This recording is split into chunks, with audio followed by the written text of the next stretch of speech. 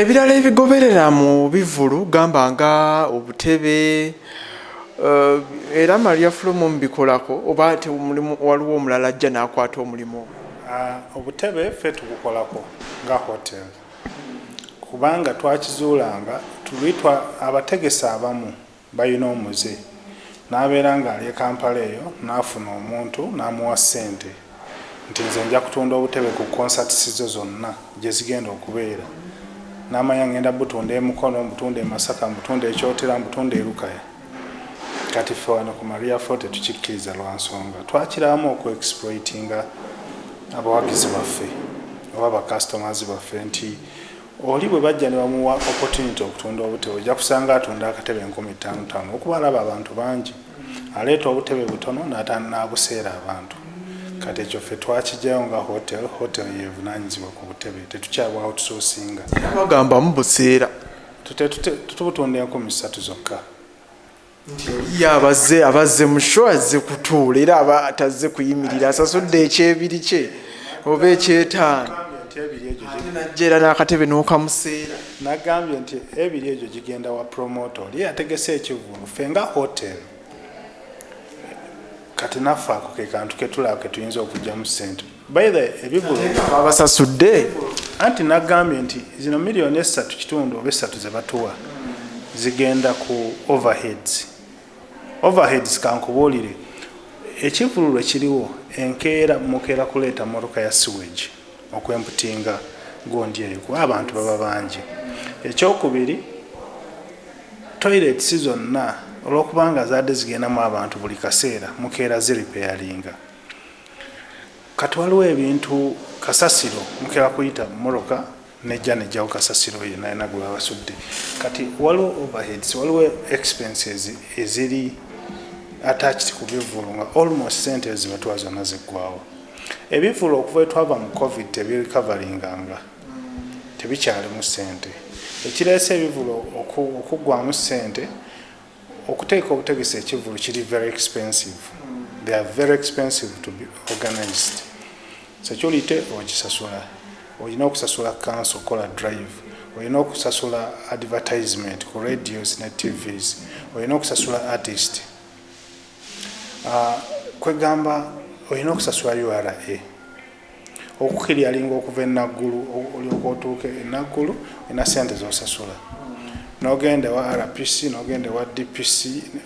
security yenyini so kiri very expensive kati ekyaleese ebivulu okuggwamu akasente nti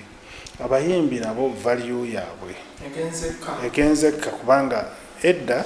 ng'omuntu bwakuba ekivulu e Kampala addamu kikuba ku Maria Flomo n'addamu kikuba Mbalala oba n'agenda n'ekyotera naye kati osanga omuntu buli ka town center ng'atambuddewo amabaala gonna ng'agakubyemu kati wantu tulina amabaala ogamanyi oli n'akuba Kiyovu n'akuba Siza n'akuba Choma n'akuba kati n'amala okuba obubaala bwonna obwetoolodde ate n'ajja ateeka ekivulu ku Maria Flomo kati ogenda okwesanga ng'omuntu talina nsonga lwaki asasula $2,000 ng'ate wali yagula buguzi cupa ya bbiya ogulawo mu yumbi y'omu kati okisse nnyo value yaabwe nowekanga nti ebivulu babitegeka naye ne bibasala so ogenda okwekanga oli wekimusala mutegesi naffe kitutwaliramu wekanga ekivulu ekyo temulina kyemukozeemu nga namwe muli mu loss so kati tebikyalimu nnyo ssente nga temubutunze bbiya nga temumutunze nga tebalidde abantu bakomplaininga nnyo ku tebo ezibeera mu bivulu nti bannaye yategese ekivulu naye tebo nga tekuli yadde amazzi ebyokunywa bino promota ajja n'abigula wano n'abasasula ne biba ku expense ye oba mu mbiteeka ku zitebo kakati ku tebo zaffe zino ez'e Masaka ekyamazima tekubaako byakunywa lwa nsonga tebo zibeera very cheap tebo ezisinga obungi wano e Masaka ziba za $3,000 ate nga kuliko abantu 6 ebivulu byetulabye ku tebo nga ya $5,000 naye bitono nnyo kati wano ebivulu tebo yali ya $5,000 biri bibiri byokka ekyamisa Kisemakula n'ekya Haruna Mbiru ebisigadde byonna bibadde ku $3,000 naye nga yadde za $3,000 nga kizibu okutunda table eziwera 10.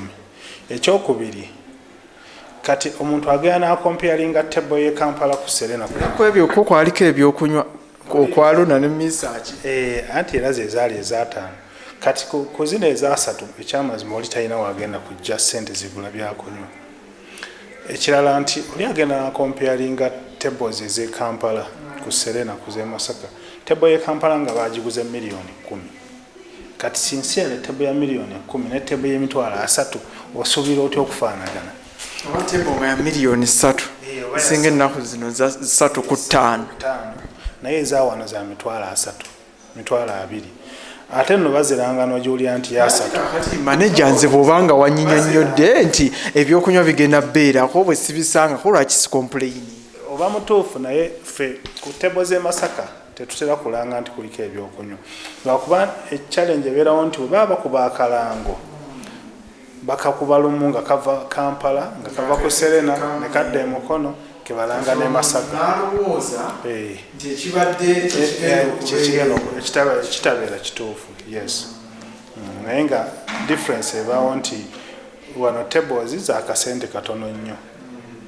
ensonga ki tekubeera byakunywa. Era omuntu abadde takimanyi kati akitegeere era omanya nti obukinze table manya nti n'ebyokunywa byo ogenda byegulira ku biiru yo. Okay, manager waliwo abagamba nti ekifo kino kifunze olw'ekizimbe kiri ekipya kye musitula era nti omuntu bw'aba azze ng'alina tageti y'abantu 1,000 tasobola kutegekerawo bantu tasobola kutegeka kivulu wantu wano awantu wano ennamba entuufu esobola okutuuza abantu nga ekivulu kijjudde abantu baba bameka? Kakati ekyokugamba nti ekifo kifunze abantu abasinga bakyogera naye nga baate basoose kutuula ku kifo kiraba ebintu bye tutadde ku wetwafunza kapaati ke twasalako tusimbye ekizimbe ekyo kyennyini kigenda kuba kirina facilities yazigatta ku kivulu tutaddeko restaurant ne bar ng'ate eri open kwegamba ng'era abantu bwe bandibadde nga batudde wali bagenda kuba batulira ddala mu kizimbe naye ng'ate nabo bali ku kivulu so mubufunze tuba tetulina kye tufunzizzaamu ate jjukira wali baali batuula wansi wokka naye tutaddeko emyaliiro egy'enjawulo nti wansi wasobola okutuulawo abantu ne fleddako neddako newaddako nanetulawo kati kitegeeza nti ewaali watuula katugeze wetwasala nga watuula abantu 1,000 kati wajja kuba watuula abantu 3,000 oba 2,500 kuba kati watuula wansi ne wakati ne waggulu so tekyakendeerako. Ekyokubiri nti bwe tuba n'ekivulu eno yonna gye tukwesanga parking wano waggulu wonna emmoloka tuzipaakinga mu manju eri kati yonna ebeera part of the gardens so tetubala garden yokka tubalirako ne parking eno yonna ey'omunda kati bwe tuba nga abantu batudde bulungi ne batuba neno mu parking omutwalo gujyawo bulungi nnyo naye nga mu bivulu bya nnaku zino tuzze mu mazima okuva twava mu covid kizibu nnyo okufuna ekivulu ekiweza omutwalo bikkiridde nnyo olw'ensonga ziri ze nakuwadde yesewo. Abantu still bakyakomplaininga ku toilets bagamba toilets tezimala abantu bagenda ne bajjula eyo abakyala naddala bagenda nti bo engeri gye balina okuba kusitama wansi fe abasajja twanguyirwa oluusi naye ate nga n'abasajja era bagenda ne basimba akalayini toilets zino lwaki ziruddewo okuimprovinga abantu bazicomplaininza kati ekintu kya toilets tubadde tukikozeeko nnyo kubanga initially twatandika okuteeka ebivulu nga tulina toilets 3 zokka wano ekyengulu ne tugenda ne twongerawo toilets 12 nga abakyala balina 6 n'abaami balina 6 kati ono addition ku toilets 12 ekizibu kyetera okufuna nti tulina toilets endala wano mu dining waliwo toilets endala urinals bw'oteekako ne toilets bulinga bona kati bonna bw'oteeka ku ziri 12 ezo ziba ziweze 16 kati zino ez'omu dining wano abantu abasinga baati bazimwe tutera okubeerawo nga tubalagirira kati ate ekizimbe ekipya buli floor twagyongeddeko toilets kati ekizibu kya toilets kyo kigenda kuba covered completely kuba ku kizimbe ekipya nga wegambye nti facilities zaako zigenda kuba ziconnectinga bulungi n'eza gardens kubanga ekizimbe ekyo twakiteekawo kwongera value ku garden kati buli floor eriko toilets ezitakka wansi wa 6 so basically ekya toilets kigenda kuba tukijjiddewo ddala kuba tugenda kuba tulina toilets eziyingira kumpi 30 yesebo. Ebivulu bitegekebwa ba promoter era ezimu ku nsonga lwaki bibasala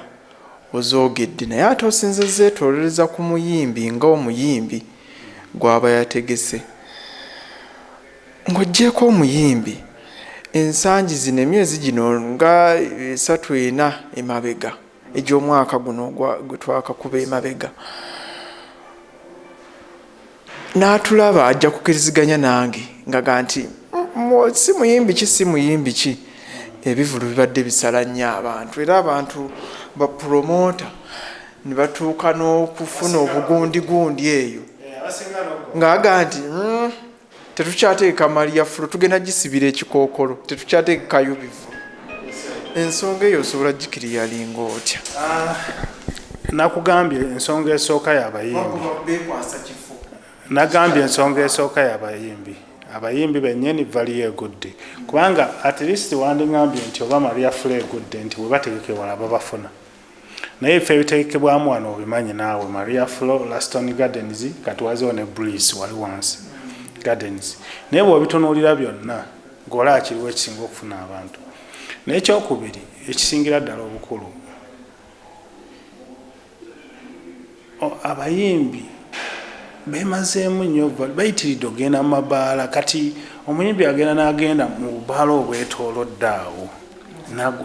abantu nababeera ng'asasulasasusibbi omulaba kati kijja kukalubirira nnyo omuntu okukwata ssente vaase kiri kyeggambye nti omuyimbi bwe yayivanga e Kampala n'adda e Mukono ng'atuukira Masaka bw'ava e Masaka n'adda Embalala kati ngo twafunanga abantu nga bavudde e Kalangala bavudde e Lukaya bavudde e Kaliisizo bavudde e Kinoni bonna bazze kulaba ki muyimbi omu era ebivulu eby'ebiseera ebyo nga omuyimbi ne waba munafu atya ng'ekivulu kijjuza naye kaakati omuyimbi akuba obufo bwonna kati ne weebuuliza ddala omuntu abantu bagenda kufa oddawo akuba Nnyendo n'akuba Lukaya n'akuba Kinoni n'akuba Kaliisizo kati ebifo byonna ebyasombanga abantu n'abeera ng'abikubye ekikozesa ebivulu by'e Kampala byonna bifuna abantu population biina nnene nti Kampala yo ali overpopulated naye kati n'abayita era bajja kubanga bangi nnyo naye kaakati wanozze okubye mu Nnyendo okuva mu Nnyendo okutuuka mu Maria Flow otambulirawo eddakiika 5 ng'otambuza bigere ovudde mu Nnyendo okubye mu town ovudde mu town okubye e Lukaya ovudde e Lukaya okubye e Kinoni ovudde e Kinoni okubye Kaliisizo kati ebifo byonna luli twabeeranga n'ebivulu nga taxi zokka ezireesa abantu kuva kati kankuwa ekyokulabirako ekyangu ennyo twadde n'ekivu kya romantic Christmas romantic entertainment twafuna taxi nga zireesa abantu okuva e Kaliisizo nga bavudde e Kinoni abalala bavuddewo olw'ensonga nti eyo tewaali bivulu bikola ki birangiddwa kyekimu ne ku Sebatta olwava eri n'ava e Mukono yasibira ku Maria Flow teyalinayo kyondala abantu ne basooka bava e Kalangala ne bava e Kaliisizo ne bava e Kyotera ne bava e Lukaya bonna bazze kulaba Sebatta n'afuna abantu naye nga toyinza kubeera nga buli katawuni konna kaalo ku kaalo n'osuubira okufuna abantu tolina gy'oyinza bajja naye nga n'ekirala mulimu n'abategesi abanafu kyekyalemesa ne David Lutalo mulimu n'abategesi abamu nga sikwegamba ng'abanafu ekintu bakakiyingiramu buyingizi tebategera bizinesi bwetambula tebalanga bulungi kwegamba najja n'akubayo bupande butonotono obulango tataddeyo ku radio n'agera wabulayo wiiki emu n'ateekayo obulango n'akuba drive olunaku lumu bw'otunuulira abantu nga Keti alangira omwezi mulamba n'akola drive wiiki namba n'akola radio station zonna n'aziwa obulango kati toyinza kuvuganya naye era y'olaba ebivulu bye byonna byategese nti byanjawulo naye baga Carol Nantongo yaye eno kyamusala anti kati Carol Nantongo ne Carol Nantongo era ekyaleeta obuzibu nti show yali mu expensive mu audience ya Carol Nantongo okusinga y'abavubuka sho bagiteeka ku 25,000 kati 25,000 ku muvubuka owaffe owawa ne Masaka kyali kinene muko. Audience y'abantu nga ba Haruna Mbiru, audience y'abantu nga ba Mr. Kisemakula ya category yebo omusabe 25 be bantu abakozeemu kasente. Naye Karona alimu nnyo abaana abavubuka bangi n'abaana bangi abangasomero. Kati 25,000 gyabazitowamuko bandi kyagadde nekyabazitowerera. Era awo kikindese ku kyenyini kyembadde ngenda okuzzaako manager ekya audience. Abantu baga nti simanyi oba bapromote batafuna kuwabulwa oba omuntu gamba nti Maria Flow sina walawo nsobola kutegekera nti ekifo kino kiina emyaka gy'abantu gye kitunuulidde nti era abayimbi abasinga bwe bategeka wendi ensonga lwaki era bibasala abantu ne batajja nti nga bw'oyogedde ku Haruna Mbiru oyogedde ku Mr. Kisemakula nti abantu abo bakuliriddemu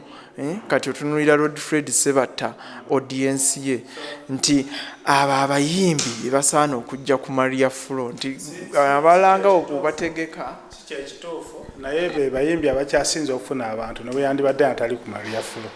olw'ensonga ziri zegambye nti toyinawo ogenda kusanga Mr. Kisemakula mu bbaala yonna tasobola genda mu bbaala n'emu. Toyinawo ogenda kusanga Haruna mu bbaala yonna. Togenda kusanga Mr. Kisemakula nga bamutimbye Lukayo, bamutimbye Masaka, bamutimbye Kalisizo, bamutimbye Kyotera. Ekyo kikoleko research olabe. Abasajja abo bewa value nti bw'aba naakola ekivvulu alanga ekivvulu kimu mu Masaka. Bw'aba amaze okutimba nti Masaka naye ekivvulu tagenda wantu wonna nga wali related ku Masaka asobola okufuna abantu. Verses bana abayimbi baffe abalala abato ng'osanga nga bamulanze nandala nyina gwemenya naye sijja mumenya naye nosanga bamulanze bali mu kutegeka kivulu kye naye ate n'omuwulya nga ali mu nnyendo n'ava mu nnyendo n'omuwulya ennabugabo n'ave nawo n'omuwulya Birinzi Beach n'ova Birinzi Beach kyokka nga audience y'emu yonna yonna eri awo ate gye yanoonya ku Maria Flow. Tolina bw'osobola kufuna bantu kyekiri kye nagambye nti Maria Flow si bakadde nti be bakola ki naye abayimbi abagamba manager bagamba abavubuka tebajja ku Maria Flow anti n'ekyokubiri ntaddemu kali aka kilasi waliwo n'abatya ekifo nga kyo nga bakitya nti kakityako ki kintu kya bbeeyi okimanyi nti waliwo omuvubuka ntalinnyako ku Maria Flow amaye nti ebyo bifo by'abagagga waliwo abantu abo alidde muno myaka nga 10 waliwo ne audience gyegamba nga bwona okitegeka eyo wansi eyo ebbalibbali nga ye waliwo kilasi nga ye tayinza kulinnyayo nga wekitaba ku Maria Flow tayinza kulinnya walala. So manager gwogamba nti Maria Flow ya class si myaka kubanga enamba esinga nti audience ya bantu bakulu be bagenda eyo era gwe kasita otegekayo ng'omuyimbi w'omuvubuka kiba kikusaze teri muvubuka agenda kulinnya ku Maria Flow. Nedda abavubuka bajja ate bajjira ddala nabalaba mukyagundi mukyalo Fred Sebatta abavubuka bajja ne mu bino byonna byenkugambye nebindi byonna byenkugambye kati nga bwenkugambye ekya muvubuka nga yeesobola ng'ayimiridde ekyo nakyo weekiri anti of course abavubuka abafu abasinga ababoda baki n'ebivulu byaffe ebya Maria Flow ebisinga obungi nga bwe nagambye nga twadde twogera ku kya Carrot akasente kabazitowererako oluusi kati ebivulu byaffe ebisinga obungi wano biba bya 2,000 ebisinga 2,500 wano kyemmanyi wokka mu Masaka we bateeka ebivulu bya 2,500 sinakiwulirako walala wonna nga kiri wano around Masaka town. Kati olina okubeera nga bw'omanyi emirimu gyaffe abavubuka abasinga gye bakola akasente kabazitowamuko oli ayagala ajja mu kivvulu azze ne mukyala we baagala kunyumirwa naye bajeti yaabwe nga ya 3 2 oba 3 kale ate gwe omusabye 5 oba omusabye 2 abale ku transport zaananywamu ne mukyala we kwegagenda okukibalanga okuyingira obuyingizi ye ne mukyala we akasente kakola ki kaba kaweddewo yesebo. tuli mu kunyumyamu otegeera ebyo ebigenda mu maaso ku Maria Fulo bingi olugambo lubadde luyitingana kino nakiri ensonga lwaki omukulu Namulese abe nga ataanya ku nsonga. Ekifo kino kimaze ebbanga ddene nga kitegeka ebivulu. Nange sijja gamba nti bbanga ddene nga nzijjawo naye ekituufu kiri nti ntera okujjawo. Sitera nnyo kusanga sinakiri nyinza okuba nga sisangangako nga bamenya obutebe oba ki naye nga abayimbi babalanga oluusi ne batakola ki ne batajja. Ndoza kiyinza okuddayo ku kiri kiwagambye ekya klaasi ne security nti oba oliawo abantu ekifo bakitya oba oliawo audience yaawo abantu bakuuma emirembe n'ekiringa ekyo kyali kibaddewoko property ya hotel neyonoonebwa olw'omuyimbi gwe balanze obutajja. Okusookera ddala mu myaka gye tumaze wano kumpi 18 ng'ateeka ebivulu ndowooza biringa bivulu bibiri byokka bye baali balanze abayimbi ne batajja. Ekivulu kye twasooka okufuna kyali kya Palaso mu 2020 2021 ndowooza balanga Palaso ebiseera ebyo yalina kufoomu nnyo yalina hits nnyingi nga bamulanze baali bamulangiddeko abayimbi abalala. Palaso yajja naye yatuuka leeti ensonga gye yatuwa nti emmotoka yamufiirako mu Lwera kati kolo lwe bayonoona ku butebe kolo bamenyamenyamuko obutebe naye ng'era Palaso yamala n'akola ki n'atuuka. Ekiro ky'okwolwo kolo lwennyini ng'abantu bamaze okugenda n'abantu yatuuka n'abantu bafuluma naye nga tukyalina bw'obazza nti mukomewo Palaso atuuse. Era kye twamukozesa ne twogera naye ne tumugamba olw'erinnya ly'ekifo kyaffe olina okwetondera abantu obayimbire ku bwereere kyekisooka ekyokubiri ogende ng'oyita mu ttawuni oyere ekibuga okole ki nga weetondera abantu era Palaso yakikola era tumwebaza nnyo. Era omuyimbi oyo mwagala nnyo olw'ekyo nti yamanya ensobi ye yali mukkakkamu nnyo muntu mulamu bayira abantu bamulabula bintuntu naye musajja mukkakkamu nnyo. Ekivulu ekyazzeemu okubeerawo kye nalabye tulina ekivulu wano ku Christmas w'omwaka guno aromantic twalangirako Chosen Becky ne Eddie Yawe. Bw'otunuulira ebivulu ebyo baganye okujja n'otunuulira ne dates ebibeerawo Christmas abayimbi baba bookinga nnyo nga 10 kati twafuna obuzibu ku Christmas eno. Eddie Yawe yatuuka nga abantu bali mu kufuluma yamala najja yatuuka nga abantu bafuluma n'atuukira ddala n'abasanga nga bali mu kufuluma. Ensonga gye yawa bunze sirangako show ya Maria Fulo eggwa ku ssaawa 7 show ziggwa ku ssaawa 8 kati ye nga yali amanyi Eddie ayagala nnyo okuyimba leeti so yajja leeti naye ng'era yakola ki ng'atukwegamba obufunze nga bwe nagambye nga ntandika nti omuyimbi yenna omutegesi yenna omukkiriza okukola ekivulu wano tulina okukonfaminga n'omuyi artist tulina okukonfaminga ne security ebyo bituyambyeko nnyo okukontrolinga abayimbi obutajja. So tugezezzaako nnyo okukiminimayizinga nga bwe tusobola nti mu bivulu nga 10 osangayo nga kimu ng'omuyimbi tazze. Era noono Eddie Yawe obutajja jjo ku Christmas twamuripootinze tuggulawo omusango ku poliisi. Era wakiwulira nga ne Kasirye police officer ayogerera Greater Masaka nga akyogerako twaggulawo file olw'okubeera nti yakola ekintu ekyo. Kitegeeza nti tuli very courteous tuli very strict ku nsonga eyo okulaba nti abantu baffe bwe baba balanze artist yenna ateekeddwa okuyimba. Ate Chosen Becky ne Chosen Becky kyekimu kyeggambye nti kati nno twabakubiranga amasimu nga Chosen ye teyalinnyirawo ddala naye nga yali awo Lukaya yali ayimba Lukaya kyekyasinga n'ottuluma yalwawo ng'ali mu kuyimba awo Lukaya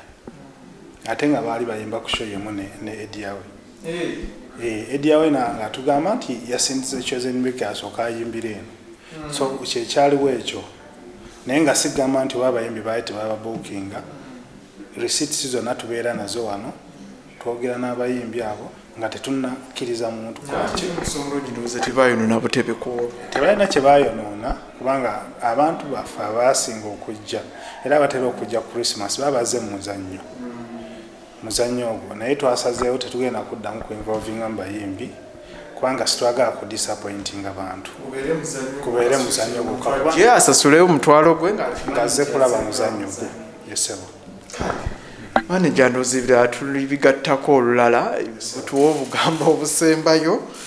ate n'abantu emirimu bongero gireeta Maria Flow ekyali tweyanziza nnyo okutuwa omukisa guno customers baffe wenna gye muli tubaaniriza ku Maria Flow Hotel. Maria Flow Hotel eno tuli mu kukola kyonna ekisoboka okulaba nti tugikyusiza tugyongeramu amaanyi era abadde baludde okujja bwe munajjayo mujja kulaba nti ekyuse nnyo buli kimu tugezaako kusitula omutindo abakozi baffe bali trained bulungi ba chefs kati tulina bali international meals zonna z'oboyagala conference halls tuzimodernizinze buli kimu mwekiri accommodation nungi nnyo n'ebivulu byennyini omwaka guno tugenda kuba very selective tugenda kuleeta cream yekka tetugenda kuleeta kayolerero si buli aleese sente ntugenda muwa omukisa tugenda kulonda mu cream yekka abo betuwa ng'omutegesi yeetegese bulungi ng'omuyimbi yeetaddemu vali emala babe tugenda okusigala nga tuwa veni wano yesebo tuwe ennamba omuntu ali eyo bayagala kola bookings oba ki kwasobola okuyitira naye n'emirimu gyo wegiri omwaka gwakatandika emirimu abantu bakyanoonya emirimu kitoofu nnyo mu hotel industry tuyina periods ezibeera ups ne downs. Maria Flow nga bwe nabagambye enamba yange eri 0752 48 79 14 0 endala eri 0771 65 61 78 erinnya Nakibinge Ivan General Manager Maria Flow Hotel. Emirimu gibeerawo ebiseera ebimu ebiseera ebirala gibeera nti giriiwo era by the way Maria Flow Hotel eno gyolaba y'emu ku institutions mu Masaka ezikyasinze okuwa abantu abakozi emirimu y'emu ku institutions entono ennyo ezikyasinze okuba abakozi emirimu ate nga tutunuulira nnyo bannamasaka tulina abakozi abasukka mu 5 so ekifo kino buli lw'okiwagira oba okola opportunity y'omwana wo gw'oli mu kuweerera okulaba nti buli wekyeyongera mu maaso n'opportunity y'omwana wo okufuna omulimu yeeyongera ogenda mu maaso yesewo tweyanziza nnyo ssebo naffe akaddeko okubanga okafisizza noyogerako naffe naawe atulaba tukwebaza n'atuwuliriza okubanga owaddeyo akaddeko n'otuninga n'owuliriza bingi tujja kubireeta Maria Flow tujja kubeerawo wano ebivulu bye tunaaba tusobodde oluusi obatuusaako ku mikutu gyaffe egya social media tujja kubanga tubyapulodingayo mubeere nga mulaba ekigenda mu maaso ne Spice tujja kujja tujja muteekayo tujja kubanga tumubatuusaako ku Sunday eno yennyini wali wano ku Sunday eno yennyini nga 12 olaba tuliko Friday kose enkya ate ne batandise dda manager kigenda mu musala ate naye bagamba audience ye y'abavubuka ate bo bagati Maria Flow abantu bakuzeekuze Spice ajja kikubira ddala mukyala muyimbi mulungi ate muntu w'abantu tumulabye nnyo muzikiti ng'ayamba abasiraamu nawane Masaka ne mu kuzimba omuzikiti kugaba ebintu tulina King Saha akolera ddala charity ate Spice si ye muntu eyegulumiza muntu ali down to earth muntu w'abantu era singa omusanzeewo wano akwaniriza akubuuza kwega si ye muntu eyeragalaga tulina Saha naye show yetuuse tulina Geoffrey Lutaya naye waali awo mu pipeline currently ze show eziri mu line awo yesewo naye asisa nnyo okumpa omukisa guno era nga tukwaniriza obudde bwonna bwonna bw'otwongedde omukisa sewo yesewo kale nange kambasiibulira awo bannange maziga gakyatuyitamu Honorable Segirinya ye yatugenzeeko naye ffenna lyekkuba atusooseeyo busoosi bitalo ate nno wakuziika wano e Masaka bwe tunaba tusobodde ebimu ku ebyo ebinaaba biriyo mu kuziika tujja bibatuusaako kuba bagenda muziika wano Kaddugala byonna ebinaaba bigenda mu maaso tujja kuba nga tubibatuusaako bwe tunaaba tusobodde Kaddugala okuziika kwa ku Sande essaawa ze tunaba kutegeera naye nga byebyo ebiriyo bitalo omusajja yatugenzeeko bannange